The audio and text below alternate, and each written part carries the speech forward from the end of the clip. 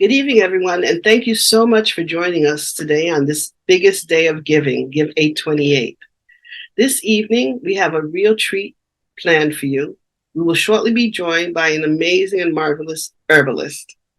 My name is Martine Jean-Baptiste, and I am the founder and executive director of Foundation for Advancement of Haitian Midwives, affectionately known as FAHM. FAHM is a 501c3 nonprofit dedicated to promoting the midwifery model of care in Haiti. Why is this important? Did you know that midwives have been proven to offer the most cost-effective reproductive health care?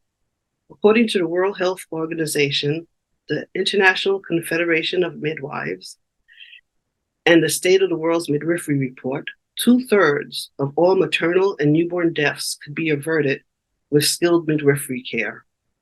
Almost all global maternal deaths could be prevented by ensuring that all women have access to quality, respectful, and equitable midwifery care. Midwives can provide 87% of a population's essential sexual, reproductive health and rights. Healthcare is a basic human right. We are currently experiencing global crises, be it health, food insecurity, war, etc. And sorry to say, etc. The world is in turmoil. When one mentions Haiti, so many thoughts may race through your head. Haiti, like the rest of the world, is facing some major issues and challenges. The picture, however, is not so grim. Midwifery is alive and well in Haiti. Haiti just does not have enough midwives to meet the population's needs, but they sure are working on it. Investing in midwives is an investment in happier and healthier families and communities. Midwives equal sustainable health care. What does FAHM do? We midwife the midwife. Midwives use a comprehensive approach and view health and wellness through a holistic lens. They meet people where they are in life and work in partnership with them to reach their full potential. The midwifery model of care blends mental, physical, and spiritual aspects of one's life to maximize healthy outcomes. That is exactly how FAHM walks besides and in support of Haiti's midwives. Together, we can make sexual and reproductive health care more accessible and keep birth safer for mothers and babies in Haiti. Please join FAHM in promoting midwifery education, promoting midwifery leadership, promoting the midwifery profession, and providing community education and outreach to people living in Haiti and in the diaspora. When midwives are educated, supported, and accessible, the effective care they provide trickles down to affect and influence the health of families and communities. A healthy society is in a better position to be a thriving society. By standing with Haitian midwives, you play an important role in a brighter tomorrow. This is FAHM's fourth year as a proud Give 828 nonprofit participant in a campaign that's aimed to highlight African descent giving and funding equity. The Young Black and Giving Back Institute is a movement to amplify Black giving and support of Black-led and Black-benefiting nonprofits and organizations which are typically awarded less grant money. Black-led nonprofits receive only 2% of philanthropy dollars from foundations. They work with less funding, but are doing work in communities most in need. The current movement for racial justice highlights the importance of investing in the leaders working directly in their communities. That is exactly what Haitian midwives do day in and day out. Your support helps facilitate our work, which centers access to respectful, evidence-based midwifery care, gender equity, sexual and reproductive health care, reproductive justice, and gender-based violence through continuing education conferences for midwives, student midwives, and other healthcare providers. Your contribution also allows us to raise public awareness and provide public education in Haiti and in the diaspora. So thanks for joining us in this only giving event dedicated to giving back to Black nonprofits. All and every donation makes a huge difference. And now, what you've been waiting for. It is with great pleasure that I introduce tonight's speaker. Wilnise François, an herbalist and herbal chef, has worked in the modality of healing to teach plant medicine and the body. Her role as an herbalist expanded with the personal need and integration of herbal medicine from her coveted traditional Haitian practices and studies in Western herbalism. As a community herbalist, she is working to revolutionize the cultural affinity of our plant friends through our relationship with the earth and stars. Her aim is to integrate the very love our herbs show us and implement that essence into our daily lives. Please welcome Wilnise. Thank you so much for having me. It's a pleasure to see all of you this evening. Again, my name is Wilnise François, and I want to thank each and every one of the participants here this evening, standing with the foundations of Haitian Midwives as with their initiative in helping to re-educate the midwives of Ayiti to help combat some of the infant mortality that the island faces. Their work exemplifies a lot of the holistic perspective I have in my personal practice as a community herbalist, and it's an honor and pleasure to share with you tonight. Today we're going to be sharing how we can reclaim our time with some of the sacred plants of both the island of Haiti and some of the plants that we find here in the Western world, in the Americas, that I personally use in my daily practices to enforce the idea of self-care. Why is that important as a midwife or any caretaker or caregiver in our world? Whenever you are in the space of caring for another or caring for a community and being a supportive factor in establishing a firm foundation within a nation, it is important that you stand as a pillar that is of strength and fortitude and that is vitally well. So for optimal wellness, I have dedicated my time in life to studying some of the gems of this earth, which are plants and herbs, as well as like digging into some of those traditional Haitian practices that we've grown up doing our entire life as a Haitian. And I am honored to share some of the perspectives that I've learned throughout the years and with you all today. It is so important that I share this with some of the most important pillars of any organization or any peoples in this world as midwives, right? Bringing life into this world to care for the body and care for the mental health as well as the physical body. The plants are our first teachers. We've coined this term within the herbalist community as being our plant ancestors or our first ancestors. And they really teach us how to use one of the greatest resources that we have on this planet, which is the soil or the earth, to seed our intentions, to grow and bloom and blossom, and then use those same things to keep our bodies strong, well, focused, mentally sharp, and of course, filled with love. Today, I'm going to be sharing with you 12 of my favorite plants and ways in which I use them in my daily practice, from food to topically, or any way that I find that really helps me stay on my game. And without further ado, we're going to go ahead and get started with our first plant of the evening, which has been a plant that I have adored and have felt in deep admiration with throughout my herbalist practices. And that is bamboo, right? I grew up in New York City, which is a melting pot of culture and dynamic, and seeing so many people in the world that Chinese bamboo was found sometimes in the streets of Brooklyn, in the corner shops of the Chinese stores, or used as plants, as decoration to bring in abundance and appreciation for the earth element into the home.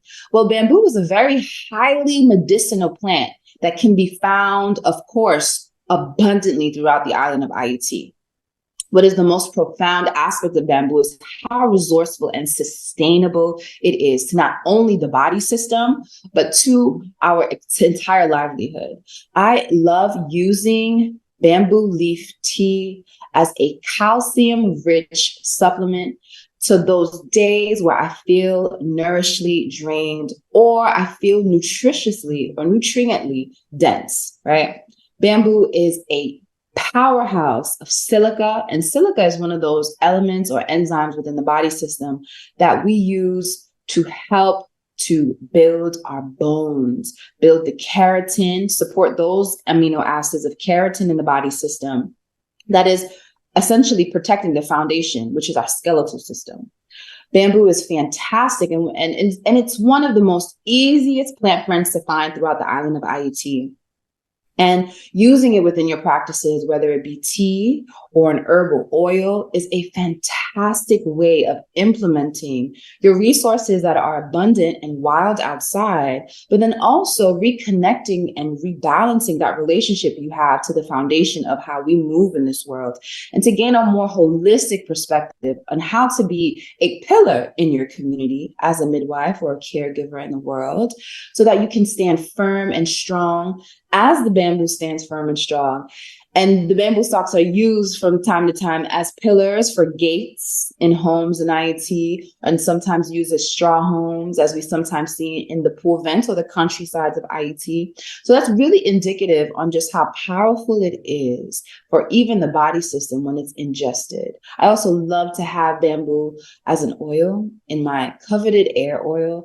I love using herbal infused oils to luxuriate my body system, refortify my cells. And bamboo is definitely one of those ingredients that I consistently use on a day-to-day basis that reminds me of my role as a caregiver in the world, as a supportive person in the world, and as well as my deep, deep, profound relationship and the sustainability that I have with the connections with the plants and the earth. The second herb that I would love to share with you, that I hope you're able to see as I'm speaking, is the hibiscus plant. Now, this is a coveted flower that's found all throughout Haiti. And what you're seeing pictured here is a dried up, almost withered shublac, is what we know it as in Haiti, or hibiscus is what we also name here in the Americas. But hibiscus is a powerful moistening herb that is constantly used in all of my ritual practices, whether it be for self-care, to refortify my body when I feel ill, to feel energized, or to re-moisten my body when I'm a little dry. Hibiscus has been a plant ally that is coveted in my kitchen apothecary, and it's something that I've consistently used, and we've all consistently seen throughout our lives, specifically in Ayiti, that reminds us of this robust nature of abundance and beauty that flourishes throughout the island. Whenever I'm having a cup of shublac or a cup of hibiscus tea, I'm constantly reminded of just the resilience that's of the island of Haiti. And having that moistening, just really cooling the moistened property of the hibiscus flower in my self-care regimen really helps me to stay sharp and focused. It's also considered a neurotropic herb. And basically what that means is that it builds the brain cells in the body system and helps protect the neurons that are firing every single day to keep our mental acuity focused and sharp. So neurotropic herbs or plants that you can ingest on a day-to-day basis to help you stay focused and sharp throughout your tasks is something that as a caregiver is extremely important. Right? We can sometimes forget our own strengths when we go into community to serve. Using the plants to help refortify and balance our body system is imperative. So in order to nourish the community, you must first be nourished. So hibiscus really always reminds me of that. And whenever you're visiting Haiti, if you ever have the blessed honor to do so, you'll sometimes see our native hummingbirds buzzing around and drinking the nectar of the hibiscus tea, because it's such a sweet, yet distinctively fragrant flower that we have throughout our island that has so many medicinal properties in the body system. It is also considered a cardiovascular herb, which means it helps with blood circulation throughout the body. And this is even often sometimes used for moms postpartum as well. And what's so powerful to me about just the relationship that plants have to the earth is that the relationship that they even covered with us when we start ingesting them in our bodies to use them just as we're used and served for our purpose working.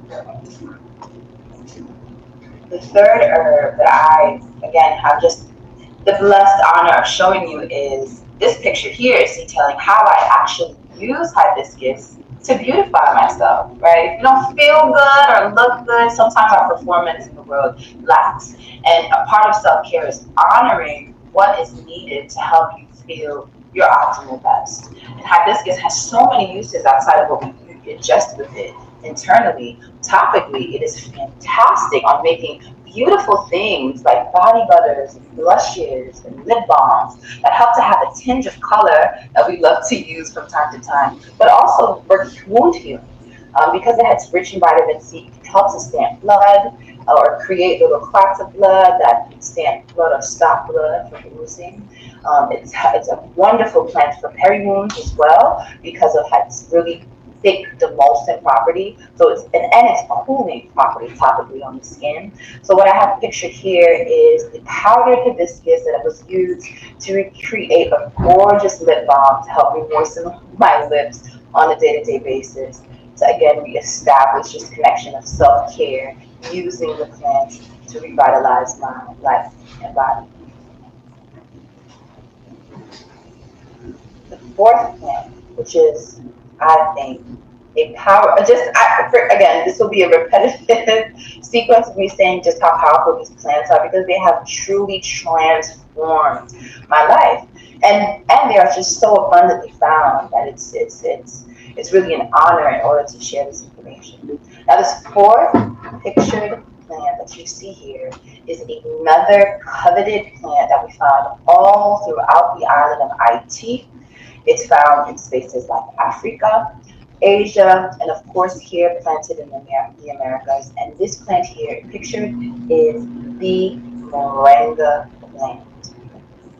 Now, moringa is an ally of all allies because of just how powerfully medicinal it is in creating a body system that is powerfully strong, focused, agile. This is also another one that's considered a foundational plant because it also helps to bring calcium into the body system, which again, that's powerful for our skeletal system or the foundation of our body system. So when you're ingesting plants that tend to do the same things that it's doing outside, right? Growing abundantly, sprawling out and being abundant, but still firm in its space.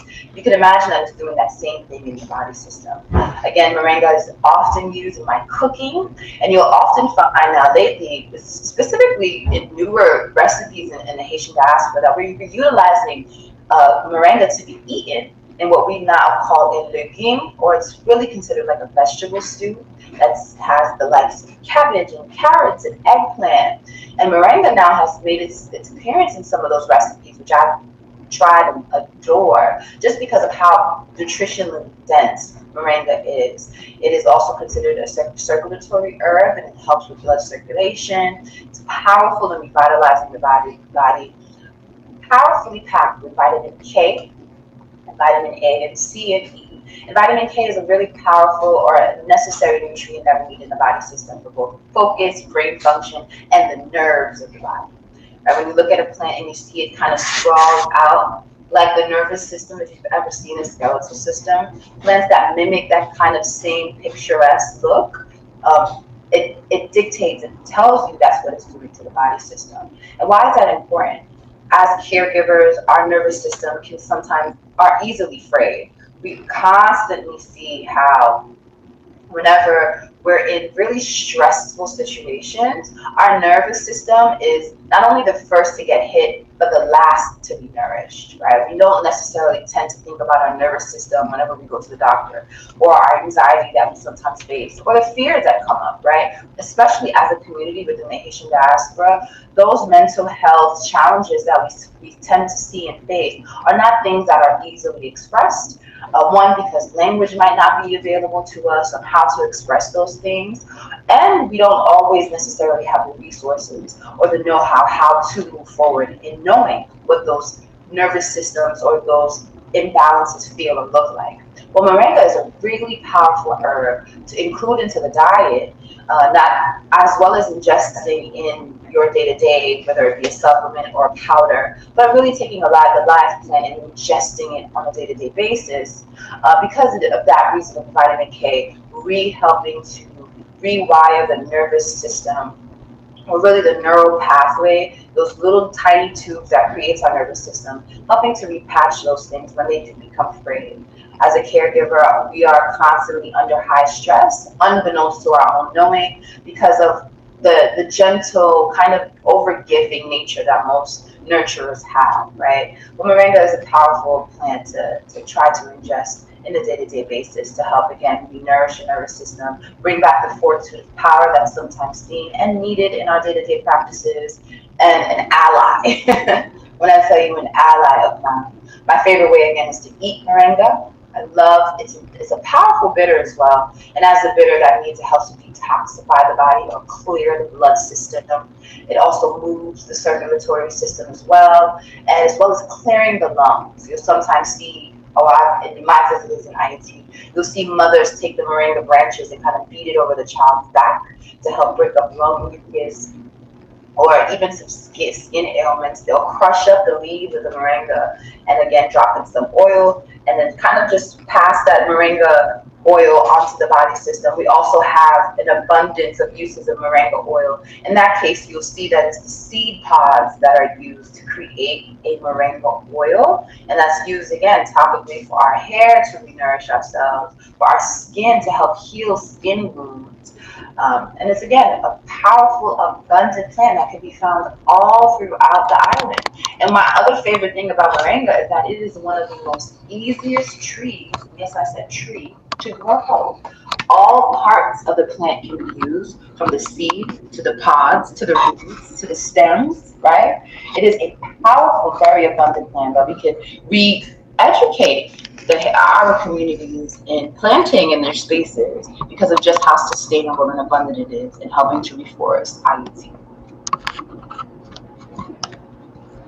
Now this fifth plant that I'd love to share with you guys, that again I think is consistently a favorite in my everyday practices, is the beloved hibiscus. Now this variety of hibiscus is native to West and Eastern Africa, or North Africa as well.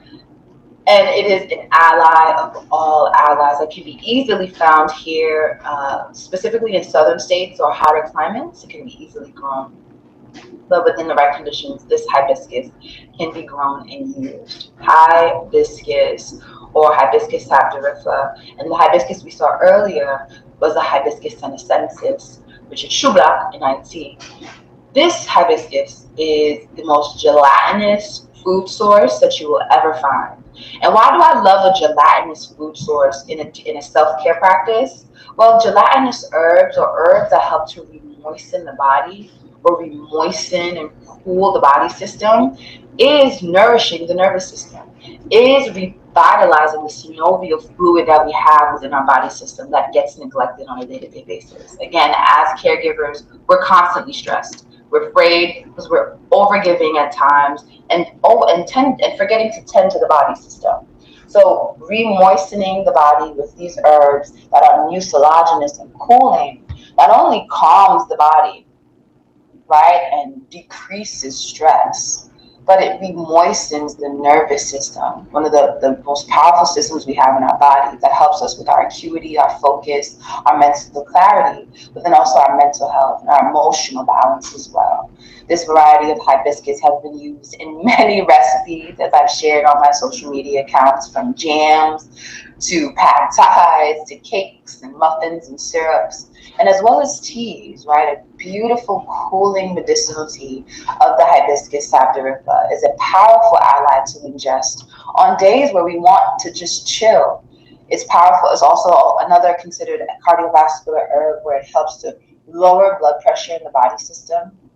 And you'll often sometimes see a lot of these adaptogenic herbs, or herbs that adapt us to stress, as all the ones I've mentioned before. This one is powerful in keeping us balanced people. And that's such an important aspect in caring for the body system and caring for self, is learning to find the plants that is synonymous to your body and ways that you could use them to help revitalize the nervous system, help you learn how to adapt to the stressors that are more than likely you are to experience, right?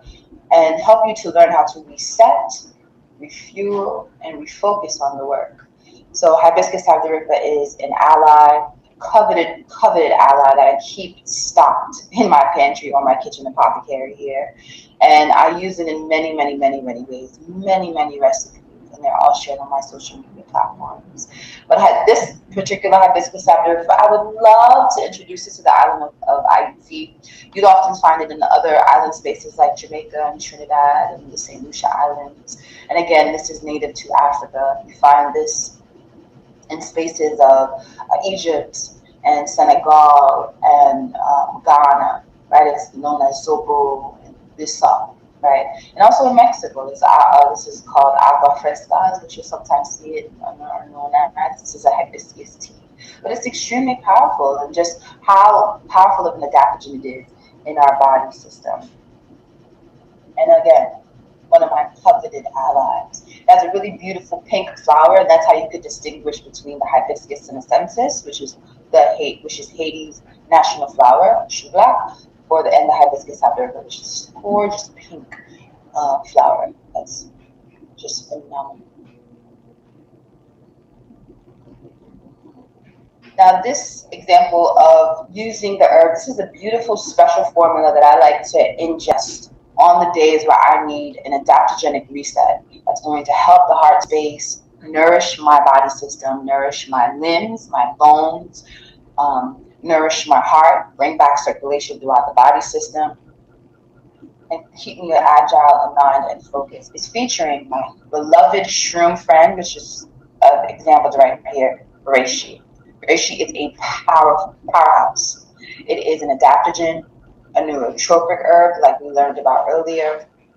It's a circulatory herb. It helps quell mental fog and all that. It helps bring vitality into the body system. Again, as an adaptogen, it helps the body system to adapt to stress. As a cardiovascular herb, it helps to bring back nourishing blood to the body, to the heart, specifically to the heart valves.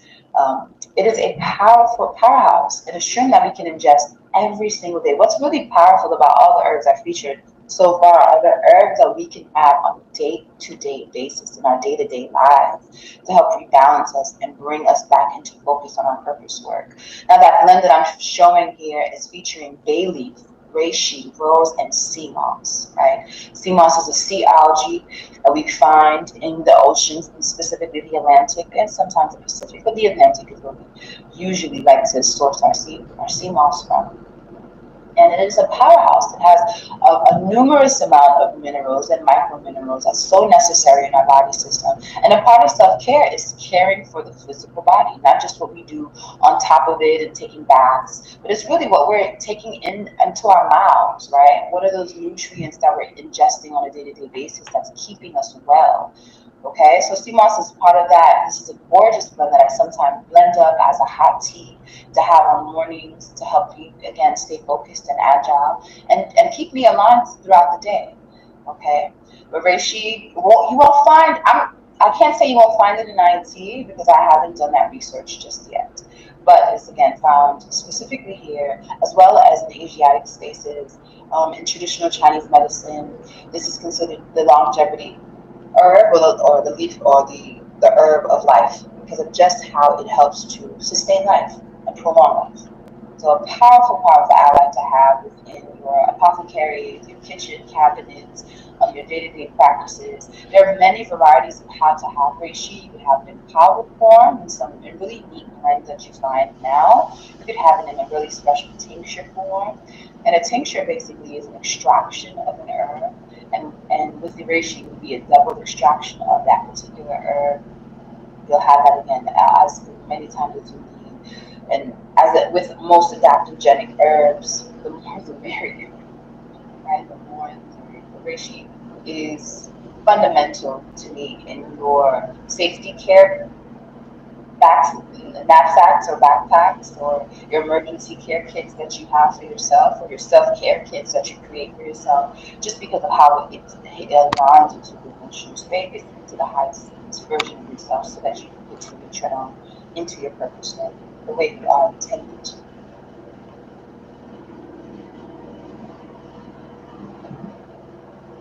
This herb, and with this picture here, I have a couple of plants that I love that I've talked about already. Those pink flowers in the background are the pictures of the hibiscus tapioca that we shared, and the white flowers are the moringa flowers that you sometimes see growing on the tree. But the special herb that I'm going to talk about that's being pictured in abundance is the beautiful purple flowered blue perfume. Blue vervain is a variety of a limiaceae or minty plant that is found in Ayiti, both the white variety and this beautiful purple variety. That is amazing at mental or nervous system disorders that, as self-care providers, we tend to neglect within ourselves because of just, again, the stress that we endure on a day-to-day basis. That is powerful in helping to rebalance the neural pathway in the body. As it's pictured, the vine, kind of picturesque. See how it kind of looks like it's sticking its pointer finger out? That's indicative of the spinal cord. So again, the plants kind of always teach you what it does to the body if you pay close attention to it, and that's considered the doctrine of sacred rituals. Blue vervain is a powerhouse as well. It's also really coveted within most practices for womb health and rebalancing the womb, clearing of the fallopian tubes as well. Blue vervain is used in most nervous system blends because of, again, it's powerful of re-electrifying the body. So again, in the term of re-electrifying it, it's creating in our bodies, we have these neurons and these neural pathways that kind of talk to each other on both ends. And in those both ends, it's called a synapse. And really the synapse is like an electric shock.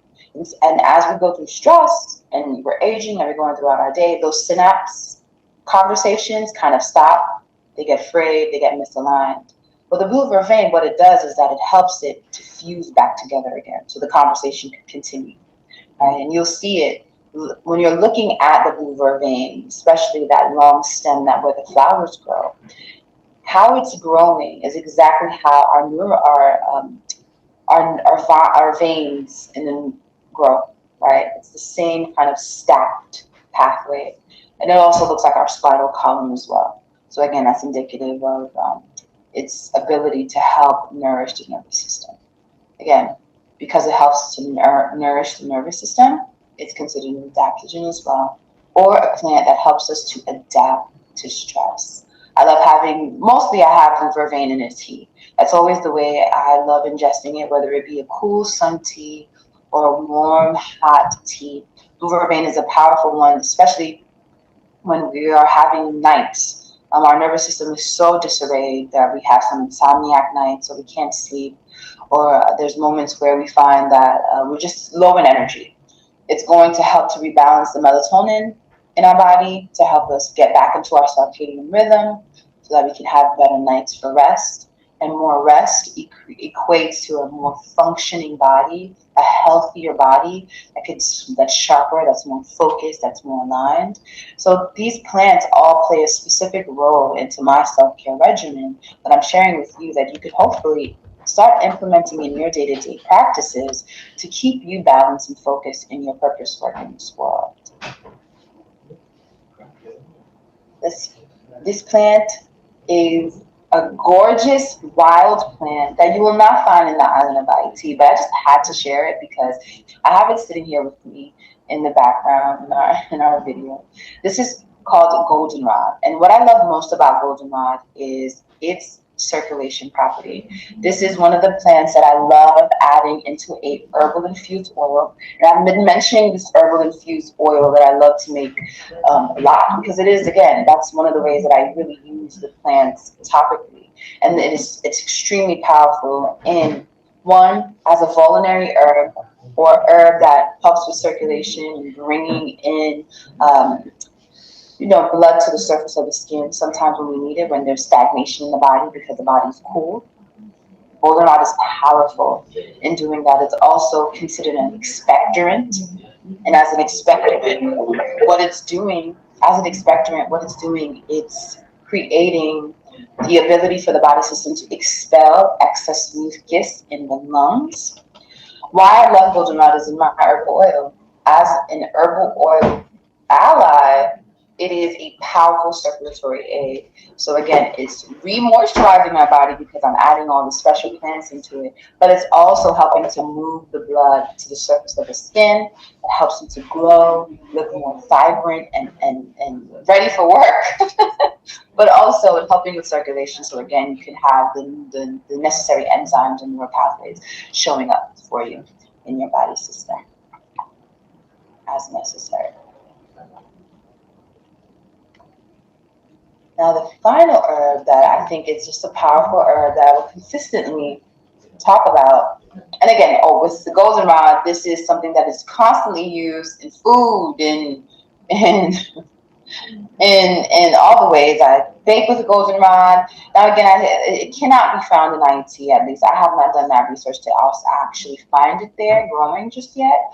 But it is just a powerful ally to include into your self-care practices because it's a wild, abundant plant ally that we find growing at the peak season of us moving into the fall cooler months, right? Why is that powerful? Well, as we're moving into cooler months, our body is asking for more circulation because it's going to get cooler outside, especially if you're in those states where things get cold fast. Well, having goldenrod in your kitchen apothecaries is an ally to have while the cold and sniffly seasons show up. As an expectorant, it helps to clear out the lungs, bring circulation and blood pumping back into the body. So it's an ally that I love to talk about because it's so abundant here. Whether you're in the northern state, the Midwest, or the southern states, you will find a variety of goldenrod growing at some point or another. Now, this herb that I'm sharing with you here is the duck flower. This can be found in Haiti. You will find this in the wild, junglier spaces. In the northern coast is where I found this little beauty. But this duck flower is considered an orchid, and it's sometimes called Dutchman's pipe, and it is a powerful detoxifier. Why am I sharing a detoxifier as an ally of self-care? Well, detoxification is a number one use in keeping the body system well and happy on a day-to-day basis. So detoxifying, as specifically when season changes, is a way to keep your body system aligned to the rhythms of this earth that then keeps you focused and clear in your purpose work. So I love using this particular plant for a once in a year when it's that time to just clear it out for the new bowl of soup jumeau to do its work. And this Dutchman's pipe can really be powerful in clearing out stagnation in the body, right? Stagnant blood, cooling within the body system that's sometimes seen, or what we know as edema or swelling of the feet. It is, I think, the most powerful thing you can do is take care of the body, specifically internally. And detoxification is a part of that because it is the highest form of taking care of the self. And so detoxifying at least once a year with this plant is powerful in keeping you, again, focused and aligned to the work that you're meant here to do. This beautiful plant that I'm sharing with you now is the Mimosa albizia, gorgeous pom-pom plant that can also be found in Haiti, as well as spaces like Africa and the southern states. This is a gorgeous, gorgeous plant ally for the heart space and the nervous system. It is considered a neurotropic as well as, again, an adaptogenic herb or herb that helps us deal with stress. It is known as the tree of happiness, literally. A tree of happiness in traditional Chinese medicine because of what it does. It mimics a lot of those serotonin and dopamine receptors in the body system and helping them to stay balanced, both hormonally as well as just those free-range serotonin and dopamine fillers that we sometimes miss on a day-to-day. Mimosa albizia is a gorgeous plant, and this medicine is so powerful in helping you to see the world a bit brighter, especially when we're going through some very difficult moments as caregivers. It's not always the easiest job to do, as we know, and moments can get really grueling, both mentally and emotionally. Mimosa as an ally to help rebalance how we see our outlook on and our perspective on certain situations is really an enabling ally, so that we can stay focused on our day-to-day work. It's a very powerful, treasured plant ally in traditional Chinese medicine. And you'll often see that it is not the flowers that are used, but it is the root that's made into a tincture. And that tincture is taken internally, right? And not for a long period of time. It's something that you would use for a 3-week period at minimum, and then you'll see the effects of it throughout your day-to-day practices.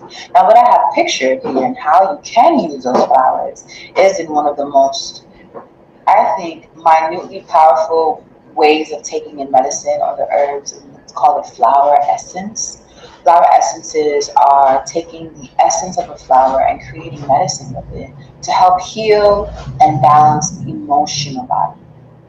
Now, in most practices, even in Ayiti, we understand that the emotional body or the spiritual body is the first place that you see dis-ease or misalignment.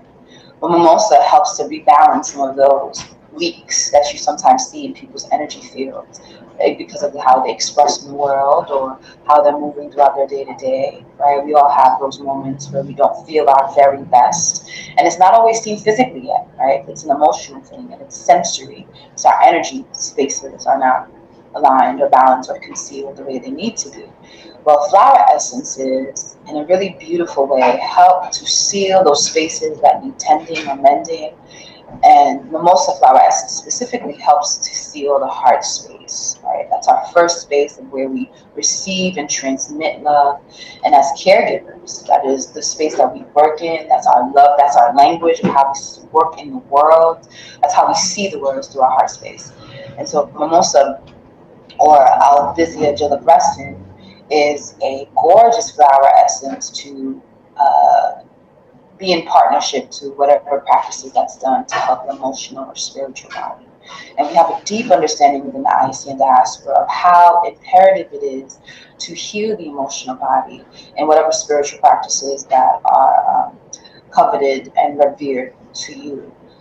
The emotional body and our spiritual powerhouse is how we stay focused in our purpose work. And plants and allyship to that can help us just excel and magnify that work on a plateau that's beyond expression.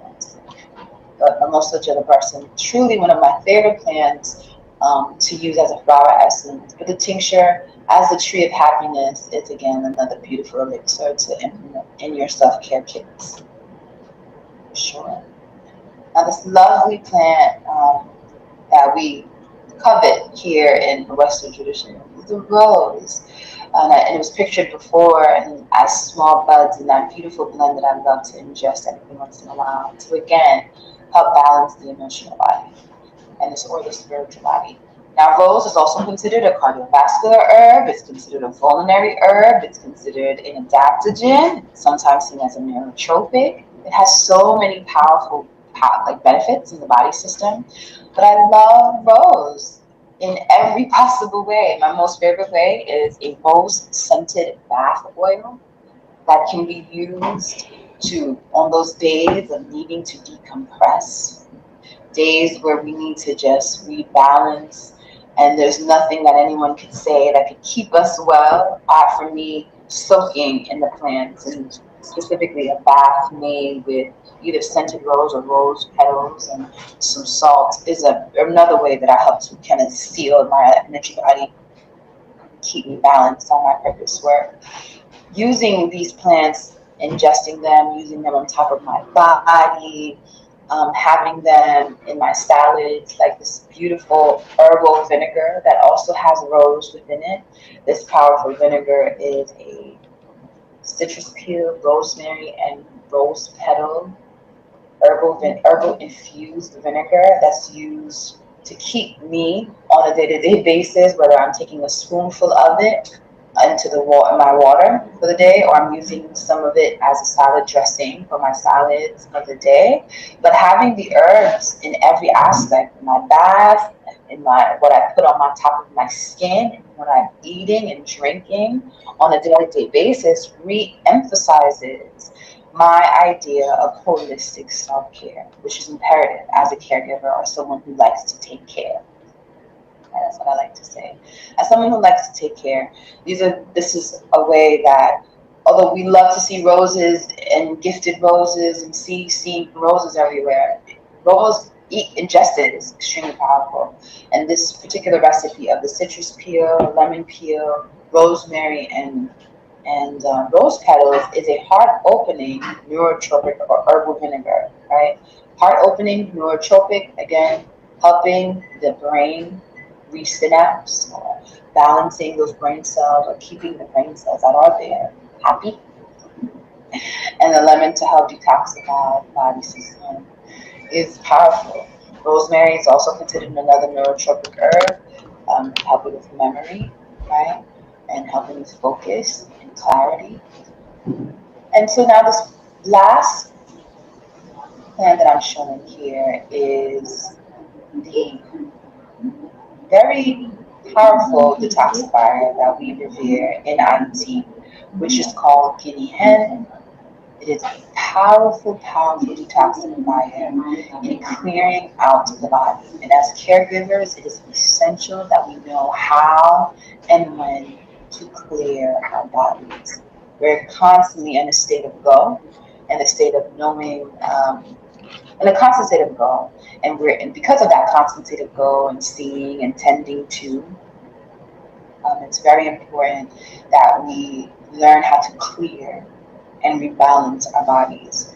And so using the herbs, ingesting them, detoxifying, drinking the teas, using them in baths helps to protect the emotional and spiritual body, but then also protect the physical body from all the stress that's encountered on our day-to-day workings in the world. As caregivers, it's so important that we, as the foundation and pillars in our communities, do our due diligence to deeply care for ourselves, deeply create the environment where we're taking these small holistic practices on a day-to-day basis so that we remain foundational in our community.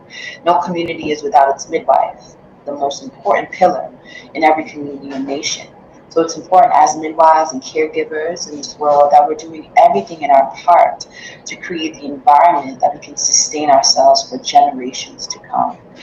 And for me, working with and in tandem with the foundation of the Advancement of Haitian Midwives is not only an acclamation to purpose work in my world and in the space of me doing this, and I see them as the mapions, right, or those trees in our forests, in our gardens, and those foundational pieces in our community that's helping to re-actualize and refortify the midwifery plan of care in every single community. Their work in re-educating, specifically midwives in Ayiti, is powerful, and I stand behind their initiative of creating the environment of sustainability and care for our generations and our futures.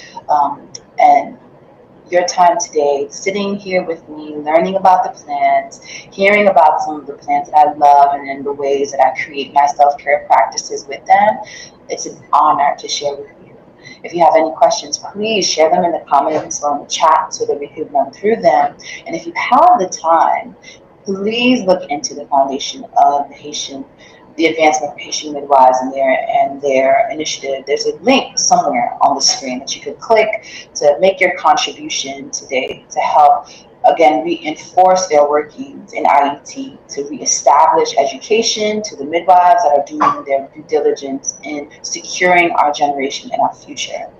It's been a pleasure and such an honor to share with you today. Thank you for entering my kitchen and letting me into yours. If you have any questions, please leave them in the chat. I'd love, love, love to hear from you.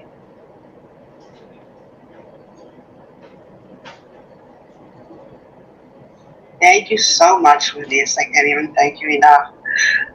Let's take a few minutes to see if anyone has any questions or thoughts that come up for them in the chat.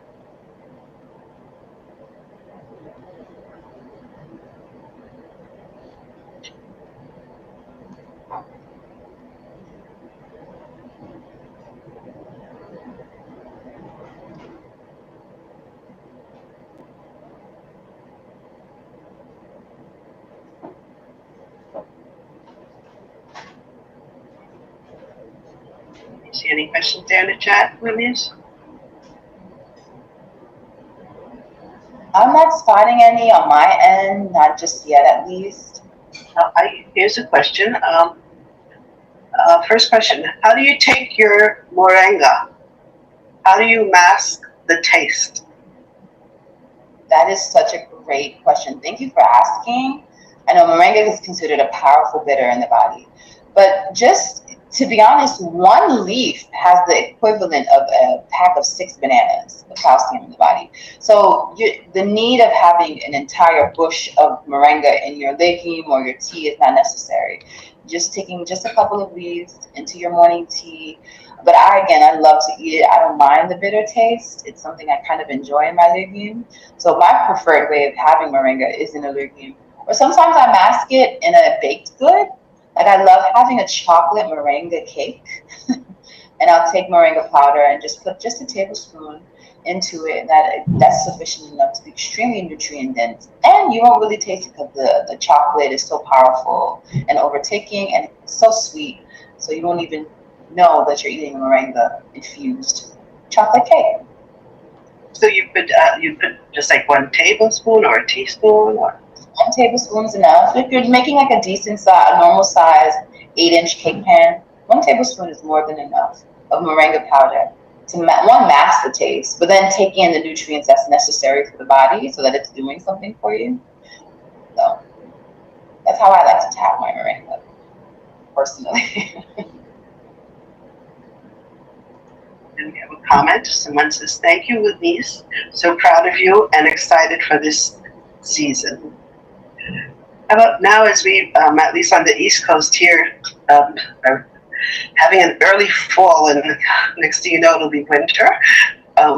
Any key herbs or tinctures or anything that you would recommend to just really keep your immune system well boosted? Oh, most definitely. I think most of the herbs that I shared are powerful ones, but I think the one that I kind of took some time to share with is reishi.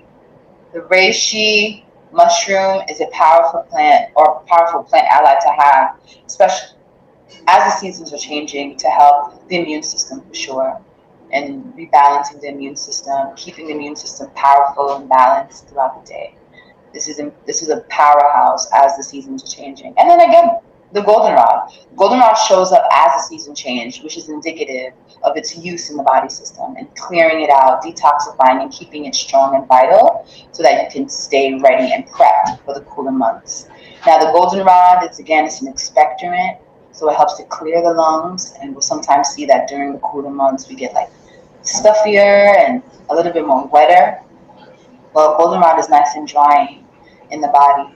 So having a cup of goldenrod tea, if you can't get access to reishi, is another powerful ally because it's abundant and you find it so easily everywhere. Those two are the ones I'd recommend. Thanks. And then do you have any quickie go-to tinctures for the winter months? If you know, on the go or busy and you just wanted to carry something on your person? That reishi. Truly. That reishi tincture, that's all you need. Right. That's your number one. Your go-to. Good. Here's another question. There's lots of sea moss out there. Which one do you recommend? That's an excellent question. There is a lot of sea moss in the world now. I think the best sea moss that you could have is a sea moss that's a purple sea moss, and it's 2 sea mosses I would recommend actually. The purple sea moss and the Conjur's Christmas sea moss, which is a yellower sea moss that you'd find, and then the purple sea moss is just that purple sea moss. It looks more leggy, not as salty, but it's very powerful in the body system. So those 2 are the ones I would recommend. Thank you. And here's another question. What advice do you have for shopping for herbs? Any resources for authenticity sourced online market? Oh, 100%. I would first and foremost find the local spaces that sell herbs in your community because you always want to use herbs of your environment. That's also very important to help you stay balanced and revitalized. And so, where are those spaces? Your local farms, if you have access to farms or growers in your neighborhood. And what you'll sometimes see is that the local farmers markets that happen that we sometimes don't go to or forget about them on Saturday mornings or Friday evenings and Sundays on the weekends. Farmers markets are really powerful places where you can find the growers that grow some of these herbs. Now online, finding a trusted herbalist is your number one resource for sure because they have the knowledge base to know the plant that they're talking about and have better resources to finding and sourcing the plant that's been one grown ethically and two grown in an environment that's conducive to getting all the nutrients that's necessary in the plant. So those are the two spaces I would go to. Are there specific spaces? No. Farmers and herbalists, those are your people. And though they will always have access to herbs in your community, for sure. And it's specific to every community. So online, I wouldn't be so privy on for sure. How about just for on herbal teas? It usually has on the box, recommended dates. How about for tinctures? So tinctures, the recommended shelf life, and how should you store them? so tinctures are what's so great about a tincture is that it's like longevity of the plant. So it usually has a 2 to 5 year storage capacity. So you can have a tincture in your space because it's usually an alcohol extracted herbal medicine that's used. So the alcohol helps to preserve a lot of the medicinal properties of that herb. So it usually runs about 2 to 5 years. I don't ever see folks having herbal tinctures for more than 5 years in their cabinet spaces, but I usually always give a benchmark of about 2 years. If you have a plant, a tincture specifically, just for the potency of that particular plant. At the 2 year mark, I would start to smell it, look at it, see what it appears, and then at that point, make a decision on if I'm trashing or using in my body system. But tinctures, 2 to 5 years, always specifically for an alcohol extracted tincture. And if you're using something like a non-alcoholic extraction, which is considered a glyceride, that lifespan is a little bit shorter, and that's about 1 to 2 years. That it will still have the same potency as a fresh bottle. So 1 to 2 years for the glyceride, which is a non-alcoholic extraction, and then a 2 to 5 year longevity, right, for a alcohol-based tincture. How about if one made their own salve? You ground everything fresh from your local farmer's market and you made your own salve. How long is the shelf life for that? Salves usually run you for, depending on the carrier oil that you use. Now, if you're using something like beeswax, that's forever, right? Beeswax doesn't have an expiration date, truly. But it's dependent. Now, if you're using something, if you're using dried herb to create your herbal oil to make your salve, and your basic is beeswax, that has a really long time, about 5 to 10 years. But if you're making something fresher and you just wanted it simply, I would just check to see if there's any mold particles growing. Because what you'll sometimes see is when you're making salve with fresher material, it still has a water content that's present in the salve. And so one, it's not going to make the salve as creamy or beautiful like we sometimes see, but it's still effective and medicinal. But mold spores can easily grow in that salve, even if there's beeswax present. So with fresher material, I would constantly check it within that 2 year, 3 year time frame. I don't know if your salve will last that long, but definitely a beeswax salve, that's forever. Perfect. Thank you. Now we have another question here. How would you use the topical herbs recommended? How would you use the topical herbs mentioned for hair and scalp health? Oh, and an herbal oil. That's how I use every topical herb. It's infused in an oil for me. And then I take this particular oil after it's been infused for the 6 weeks. I love to infuse my potential herbs for 6 weeks. I then make a salve with this oil. I make a hair butter and body butter, or just use the oil on its own. But to make the medicinal oil, I take my fresh herbs and I let them dry completely, because I like to use dry material for my herbal oils so that it has, again, a longer shelf life. And then I take that and then put them in a glass jar and dump the oil in. And then let this macerate or sit and soak for me personally, at minimum 6 weeks, but you can have a really powerful, potent medicinal oil in 2 weeks. And then I keep this near some sunlight so that it captures some type of heat to penetrate into the plant material so that it can leach into the oil, right? So that medicinal properties are circulating and doing its thing. And then every day I come in and give it a good shake, right? Just to make sure that it's moving around and doing its work. And then this is what I would use for my hair and skin. I make a hair oil, I make a hair butter, do whatever. You get in the kitchen, you get creative with it. But an herbal oil is my preferred method in preserving the hair health and my skin health. So for hair and scalp health, which is your preferred base for the oil? I love avocado oil. Olive oil. Olive oil is my preferred oil for both my skin and my scalp, personally. And then I love to use, and then just for some herbs that I might not have mentioned in our talk today, but the herbs that I love to add into a nice herbal hair oil is things like nettles and rosemary and fenugreek. Those are some of the herbs that I really like to add to create a really powerful, medicinal, nourishing hair oil. Nettle is a powerfully mineral-dense herb, and so topically it does the same thing, remineralize the follicles in our hair. It has so much silica, and so again, things like horsetail as well, and then bamboo. Like I mentioned, that's our first plant that we went through. Bamboo, I would totally use the bamboo leaves and create a really powerful hair oil with that because of its high silica content. Yeah. Someone had texted me and asked me, any natural remedies for your basic hygiene in the morning, like dental? Oh yeah, I love. Oh, what's the most simple thing? A basil tea. Basil, specifically holy basil, tulsi. Tulsi is a powerful dental aid. Drinking a cup of tulsi or just using that as a mouthwash is very powerful for oral health in general, as well as clove oil. Clove is not the best tasting, but what's so powerful about the two is that they have this compound in the two plants that's called eugenol, and in the clove, that's the part that's like makes it kind of like biting when you bite into it, but it's also in the tulsi plant.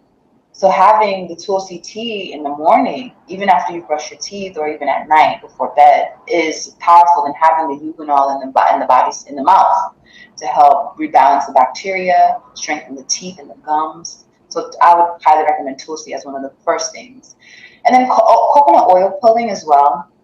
That's another really powerful, simple way to rebalance really the whole body, because the gums are such a really important part in our overall wellness, right? It goes straight to our circulation, our circulatory system, which affects our blood, our nerves, as well as our brain health and our mental clarity. So oil pulling helps to kind of rebalance the pH and some of the bacteria that we sometimes have in our mouths. That is really powerful to do. So a couple of a little bit for those that may not know what that is. One more time. Can you clarify what coconut pulling is? I will. So coconut oil pulling is simply taking some organic extra virgin cold pressed coconut oil, a tablespoon of that into your mouth, and then swishing the oil into your mouth for about 30 seconds. You swish and swish and swish, just like how you would swish and switch mouthwash in your mouth. And then what you're doing is allowing the enzymes of the coconut oil to gel with the bad bacteria. And then after you're done doing that, take it and you spit it out into a cup. I personally would have spit it out into my drain, just, We don't want oil clogging our drains. But spit it out into a cup and trashing it. But it's something simple as that. That is what is considered oil pudding. And that's a Ayurvedic form of holistic healing in dental care that's used. And that I have also personally used. And now you'll find brands that create oil pulling oils specific to just that. But if you want something simple and you have some coconut oil laying around in the house that you use that's food grade, I would definitely do that. And we know coconuts are so abundant in Haiti. We use coconut oil in everything. We have the trees everywhere. The foundation of Advancement of Haitian Midwives was planting coconut trees in many communities. So imagine using those same coconuts from those trees to create our own oil that the community can then use in their mouthwash. Powerful. And then this last question someone had was about natural deodorant. Yeah, the age-old question. What do we do? Well, natural deodorant is a debatable topic, but there are many beautiful formulas that many creators create that is helpful. One of the first is that some people debate on how effective it is, but I've used it in the past, and that is using a piece of lime. You're cutting the lime in half, and then using that right after you've showered and apply it onto your armpit and allowing that juice to dry. Because of the acidity of the lime, it helps to neutralize the bacteria that we have under our underarms. If you do need something stronger, creating one out of shea butter with a little touch of baking soda. Sometimes people find baking soda an irritant. So bentonite clay is also another nice drawing kind of agent that you could use. So some shea butter, bentonite clay, and then your essential oils to make it smell nice if you need that. But a nice paste every once in a while, and then detoxing. Detoxing the body is really helpful in just neutralizing all the odor that we experience in our body. The odor comes from our colon not being cleansed often enough, because none of us are using the bathroom in the ways that we need to, nor are our gut bacteria as balanced as we would like them to be. So detoxifying, as the seasonal changes are approaching every once in a while, helps so that the need for a lot of these things are not as necessary as we expect them to be. And one other question about natural insect repellent. Do you have any suggestions? Oh yeah, and I should have shared this plant because that's also one of my favorite plants. But citronelle or lemongrass, that's our coveted one. But then also basil. Basil is also used as a natural repellent. So taking basil, lemongrass, rosemary, thyme, making a herbal vinegar out of those, and then using that to spray the space is another way of making a natural repellent. But lemongrass, because of the citronella. What ratio how would you actually mix that? How would you mix it? Right. You said in vinegar? In vinegar, yeah. So I would do 4 parts herb, right? It would be a ratio of 1 to 4. Like fresh or dried? Both. Either oil. Fresher because the essential oils within the plant, it's more potent, personally, especially in the lemongrass. Oh, actually, lemongrass is more potent drier, believe it or not. The potency of the citronella it's more potent as a dry plant versus a fresh plant. But if you do have access to the fresh lemongrass, just breaking it apart, taking that essential oil of the lemongrass onto your skin it's a fun one. Yeah, that's what I would do. Let me just check the chat and see if there are any other questions.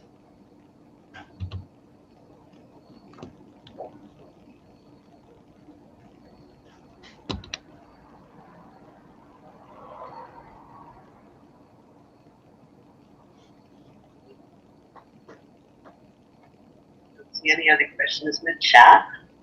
So as usual, it's a pleasure to chat with you this evening. Thank you for making this time to be with us.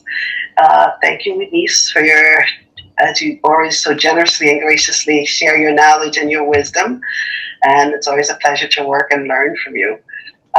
Please, everybody, be sure to follow her on her social media. She's totally amazing and can share a little bit more tips with you. And about eating for health. If you follow her on social media, you can see her beautiful dishes that not only look nutritious, but are really good and healthy for you too, and look yummy. So on behalf of FAHM, Haiti's midwives, and the communities they serve, thank you for joining us this evening. We ask that you please join FAHM's in our commitment to supporting Haiti's midwives in doing what they do best, providing quality, equitable, and accessible health care throughout Haiti. Every act of kindness makes a huge difference. Please share the word about our work, follow us, tag us, share, but please, please, please consider a donation today. Please tell your friends, your family, your networks. This live, sorry for the brief technical challenges in the beginning, but it would be live on our YouTube channel. So please share with your friends and your networks. And like I said, we are a small nonprofit doing just watching the amazing work that Haitian midwives do, and we really want to stand by their side and really give them as much support as we can. So every single little penny really, really does go a long way and really makes a big difference. So thanks for joining us. Bonsoir, good evening, and merci en pile. Thank you very, very much. And thank you once again, Louise. Thank you.